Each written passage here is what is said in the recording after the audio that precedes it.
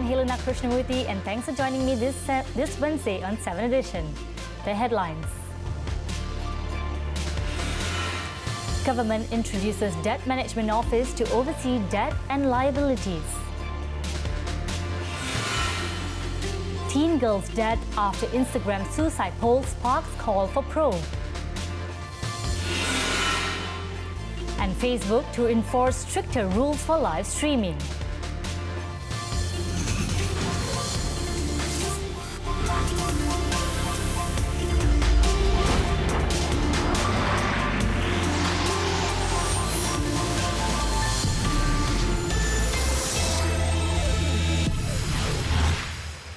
We begin tonight's bulletin with this story. A teenager who posted an Instagram poll asking if she should live or die took her own life after a majority of respondents voted for the latter, sparking calls for a probe into the case. The 16-year-old, who was not named from Kuching, Sarawak, died after posting the poll Monday on the Facebook-owned picture-sharing platform. The teenager was found dead, believed to have fallen from the third floor of a shop lot building in MJC Batukawa on Monday night. The victim's body was taken to the Sarawak General Hospital for post-mortem. Police did not suspect any foul play, and the case have been classified as sudden death. It was reported earlier that the girl wrote in the Instagram poll, quote, "Really important, help me choose, D or L," with the letters D and L apparently referring to die or live respectively. 69% of her followers were in favor of her ending her life, but just 31% voted against it. Youth and Sports Minister Syed Saddiq had called for a probe into the incident and tweeted that he was genuinely worried about the state of mental health of young people in Malaysia and urged for the issue to be taken seriously. Lawyer and Bukit Gelugor Member of Parliament Ram Karpal Singh also said in a statement, the people who voted for the teenager to die could be guilty of abetting suicide. He also urged authorities to look into the circumstances of her death. Under the law, anyone convicted of abetting the suicide of a minor could face the death penalty or up to 20 years jail. An unidentified body was found floating in the waters of LANGKAWI late yesterday. The Malaysian Maritime Enforcement Agency, MMEA, said the body was believed to be one of the victims trapped in a boat which capsized last Tuesday. Its Northern Region Maritime Director, First Admiral Maritime Rosali Muhammad Syed, said in a statement the body was found by 2 MMEA boats. The body was then fished out of the water and taken to the MMEA jetty in Bukit Malot before it was handed over to the police and sent to LANGKAWI Hospital for post-mortem. The MMEA will also refloat the capsized boat in an effort to locate 3 other victims believed to be still trapped in the vessel. The agency had earlier suspended search and rescue operation as there was no indication of any survivors. A senior citizen crashed his car into a food stall at Jalan Kampong Jawa, Klang, Selangor early this morning. It was believed that the victim had suffered a heart attack, which led to the accident. 67-year-old Lim Soo-O died on the spot. In the 1:15 a.m. incident, the victim was driving from Klang town to his home in Kampong Jawa. Initial investigation showed the senior citizen lost control of his car before crashing into the shop.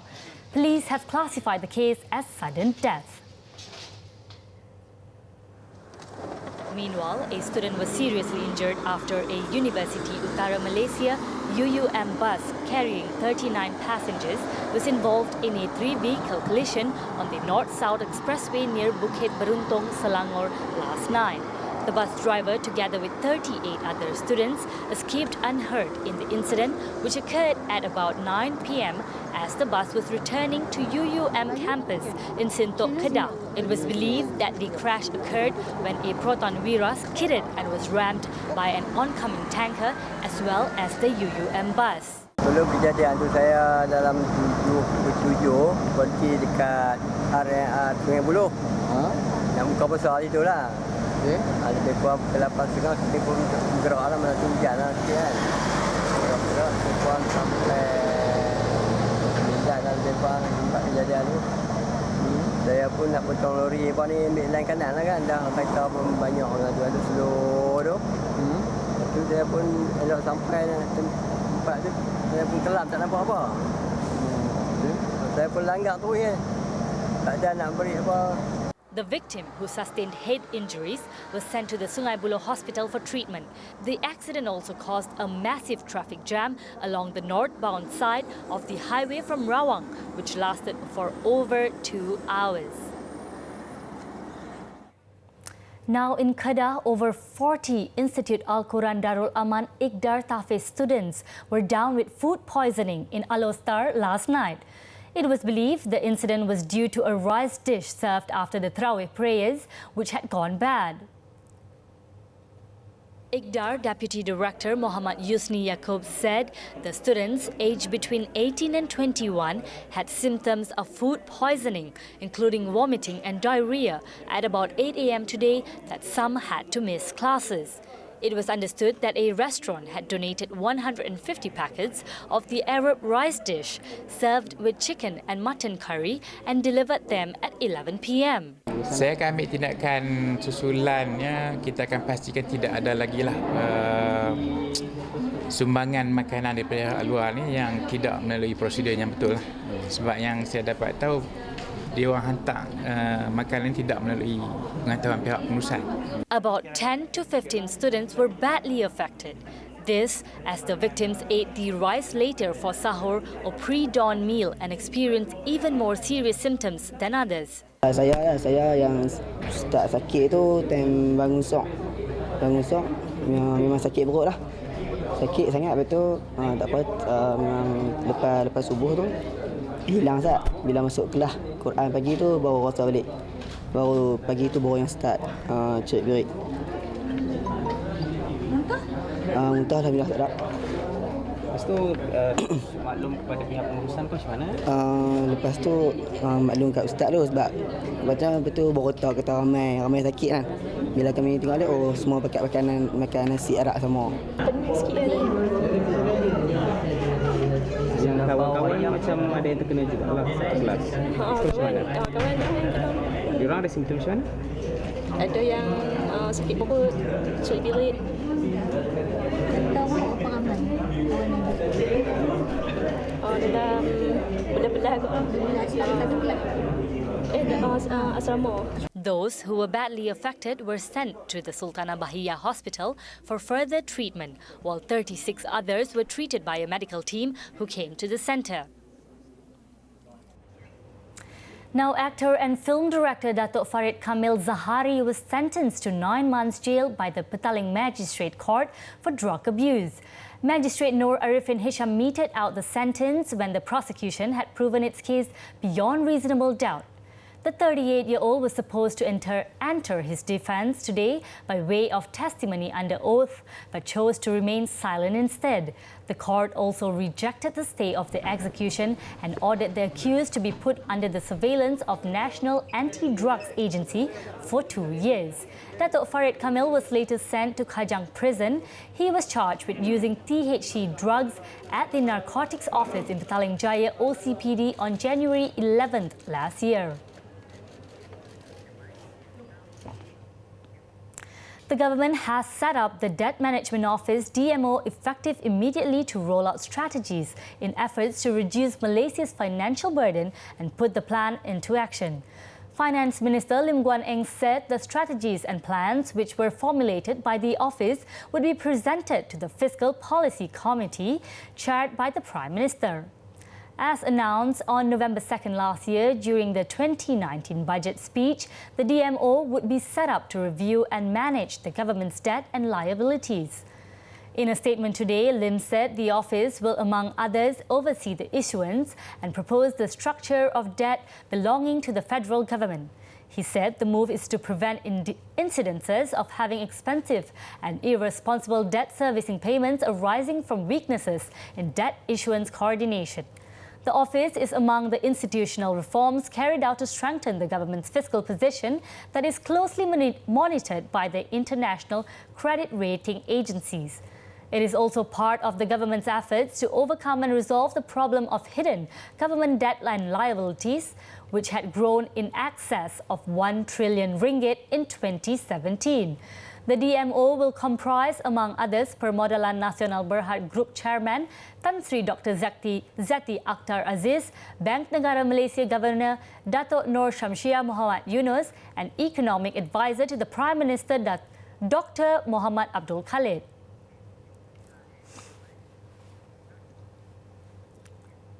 Wisma Putra will ask the United Nations UN Resident Coordinator for Malaysia to explain on the current status and process of Malaysia's withdrawal as a signatory of the Rome Statute of the International Criminal Court (ICC).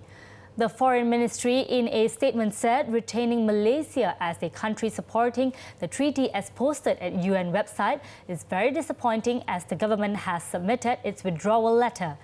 The government had issued a letter of withdrawal of Malaysia's participation in Rome Statute to the UN Secretary-General on April 29 as a depository for the treaty after taking into consideration on all steps needed to be taken to carry out the withdrawal process. This after Prime Minister Tun Dr. Mahathir Mohamad on April 5th announced the Cabinet's decision that Malaysia is withdrawing its participation from Rome Statute, which is the treaty that establishes the ICC. Parti Islam Se-Malaysia or PAS owes the public an explanation on the Dedak cartel issue as it is considered a matter of public interest. PKR President Datuk Sri Anwar Ibrahim said questions surrounding the issue must be answered and discussed publicly by the PAS leadership. Tetapi hal ini sudah melibatkan kepentingan awam. Masyarakat ingin tahu sebab ia melibatkan dana, ia bertentangan dengan apa yang diucapkan bahawa dalam seorang tokoh itu harus hidup dengan sederhana, tidak harus ambil wang yang dicurigai sumbernya, sahihnya, halal haramnya. Yesterday, PAS Secretary-General Datuk Taqiyuddin Hassan announced a gag order on its members prohibiting them from discussing or debating party matters on all media platforms. Earlier, PAS former Shura Council member Zaharuddin Muhammad listed 5 individuals whom he claimed to be part of a dedak or bribes cartel in the party with funds allegedly linked to UMNO. After the break, the sacrifices of our unsung heroes. Details next.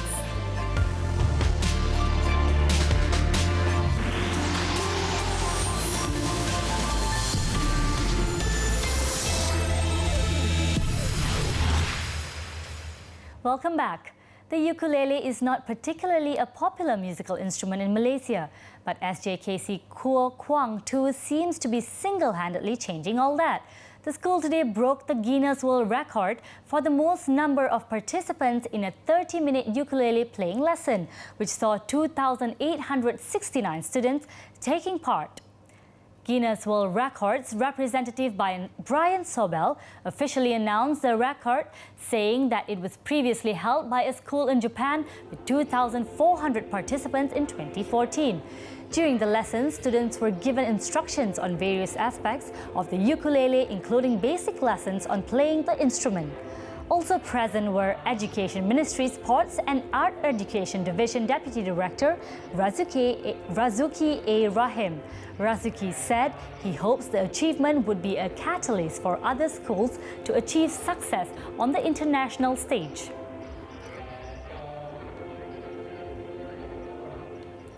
Now let's hop on to our daily segment Clickbait, where we take a look at what's trending and making rounds in the cyber world today. We're now at the second week of Ramadan, and as Malaysian Muslims break their fast in the comfort of their homes and restaurants, a group of fasting firemen did so on the roadside after completing their duties. Here's the story. Recently, pictures of firemen from the Malaysian Fire and Rescue Division went viral on social media, giving an insight to their version of iftar. The firemen can be seen breaking their fast at the side of a deserted road after containing a fire. The firemen were also seen performing their prayers while still donned in their uniforms. In the viral post, it wrote that Ramadan is not only about enduring hunger, but it is also a close connection of trust and honesty between oneself and God.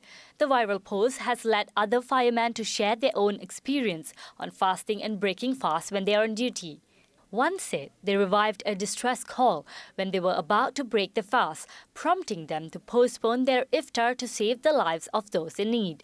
Another shared a similar but a witty experience. After returning from the operation, he realized that the curry puff was still in his pocket as he didn't get to eat it earlier. Meanwhile, a netizen recalled how her friend had to cancel a meal plan when he was summoned for duty. And with that, we'd like to express our gratitude to our unsung heroes who risked their lives and tummy to save those in need around the clock. The European Union EU Parliament is adamant to pass the act banning the use of palm oil as biofuel ingredient due to concern of deforestation. Despite this, Primary Industries Minister TERESA vowed that the Malaysian government will not stop defending the palm oil industry against what it deemed as a discriminative campaign by the EU. TERESA is in London, United Kingdom for her palm oil economic and promotion mission to Europe. The 10-day mission is part of Malaysia's ongoing efforts to promote palm oil and palm-based products to key markets as well as to engage and address anti-palm oil sentiments in the region.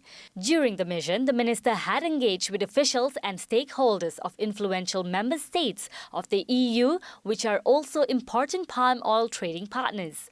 While in London, she also had a meeting with UK's Minister of State for Asia and Pacific, Mark Field. In this trip, I think we couldn't change their mind where delegated regulation will be passed, will be adopted by European Union. But it is not the end of the day because by October, I'll come back where the European Parliament resumed the sitting. We are going to meet with the new commissioners and the new MEPs, and also we are going to, discuss the whole delegated regulation with them again. And on top of that, EU and ASEAN has set up a working committee to study how to handle the palm oil issues. And I'm thinking that, in my view, for this trip, there are lots of doors have been opened, and where we need to work harder with the different groups. Malaysia is the world's second biggest producer of palm oil, behind Indonesia.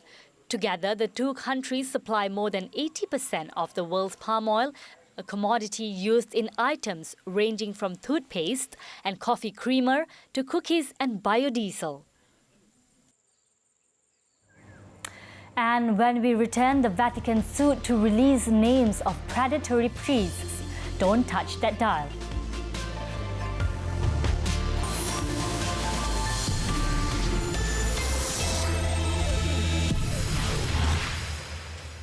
We're back with foreign news. Facebook announced Tuesday it would enforce stricter rules on their live streaming feature as New Zealand's Premier Jacinda Ardern and French leader Emmanuel Macron prepare to launch the Global Christchurch Call initiative to tackle the spread of extremism online.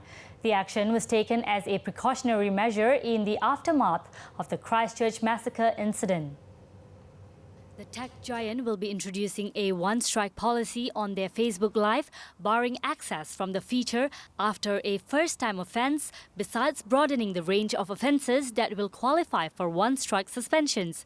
However, the social media platform did not specify eligible offences for the one-strike policy or suspension durations, but officials said it would not have been possible for the shooter to use Live on his account under the new rules.